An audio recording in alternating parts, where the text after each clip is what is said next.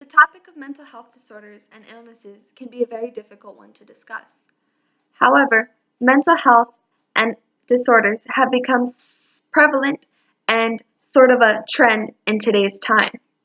As an individual who has been diagnosed with a mental disorder, I find it very important to spread and inform the world of the importance and commonality of mental health and illnesses. I can see the jokes as a young adult myself floating about the internet about, I want to kill myself, this is so hard, or I'm so crazy, or I'm so depressed. These jokes and memes need to be seen as a cry for help, as mental illness is not something to laugh about. According to teenmentalhealth.org, approximately 1 in 5 people is diagnosed with a mental health disorder. That's approximately 20% of the world's population. Yet a shocking 4% of the healthcare budget is spent on mental health care. For one, 20% is a huge percentage of the world's population because the world's population is a big number in itself, and 1/5 is a pretty big chunk. Two, only 4% of the healthcare budget is spent on mental health care. Also, the Young Minds Advocacy brings awareness to the fact that young adults are the least likely to go out and search for help or any professional healthcare needs that they may need.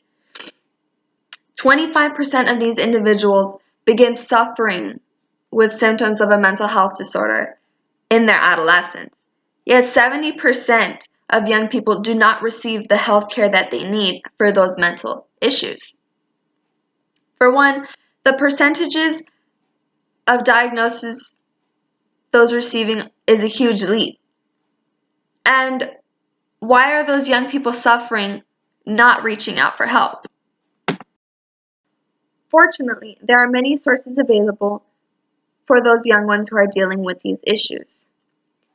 There is the National Suicide Prevention Hotline, which is available 24/7 and is available to anyone who feels in distress, needs help, or just needs somebody to talk to.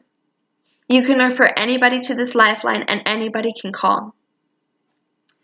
Also, the institutions and schools around the world have been implementing access to counseling and other free resources to students that are in need of help.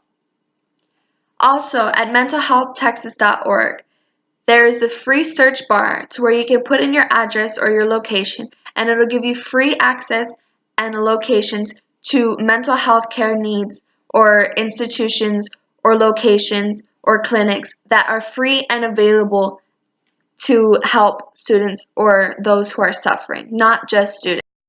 We can visualize about the benefits and the importance of spreading that knowledge about mental illness in young people and adults. We can increase the positivity into the lives of those who suffer, or the possibility of saving them. Each person that knows the knowledge and the resources available to prevent mental health or disorders increases the possibility of spreading knowledge to a new person and spreading it to another person to increase the chances of that person asking for help. This will decrease that 20% of diagnosis. This will decrease that 70% of those who do not ask for the help that they need. Young adults and teens learn from each other, and they influence each other from what I've seen around campus and around the school. If they see others asking for help, they'll know that it is not okay to not ask for help. They will know that it is okay to ask for help, and there's nothing wrong with asking for help. In closing, I urge you to recognize the importance of mental health and illnesses in young adults today. I encourage you to take this information and share these facts with others. Mental illness, especially in young teens and adults, is not a topic that should be ignored or to be feared. Take this information and find comfort in knowing that there are free resources available to those or loved ones or friends that you may know who suffer with mental illness. Share the knowledge and do not be afraid to reach out. Be the one to stop the jokes and the suicide jokes or the I'm gonna kill myself jokes or the you're so crazy jokes, because it is not a joke. take this information and share it with others. Thank you.